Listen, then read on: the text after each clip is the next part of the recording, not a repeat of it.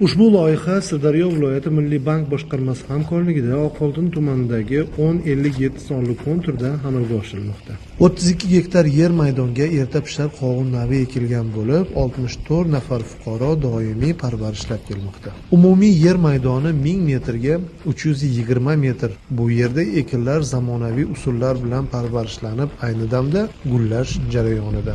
40 kun uzluksiz parvarish qilish, sug'orish, o'g'itlash jarayonlaridan so'ng qovun navlari pishib eksportga tayyor bo'ladi. Ushbu loyihaga 64 ta dehqon xo'jaligi biriktirilgan bo'lib, har bir dehqon uchun o'rtacha 0,5 gektar yer maydonlari to'g'ri keladi. Loyihani samarali amalga oshirish uchun lider tadbirkor FS Logistics MChJ ishlab chiqarish kooperativi biriktirilgan. Ushbu loyiha bo'yicha har bir gektardan 30 tonna, jami 960 tonna hosil olish rejalashtirilgan bo'lib, mazkur ekin yig'ib olingandan so'ng ikkinchi ekinga ham yuqori daromadli brokkoli karami ekish orqali yer egalarining daromadlari oshirib boriladi.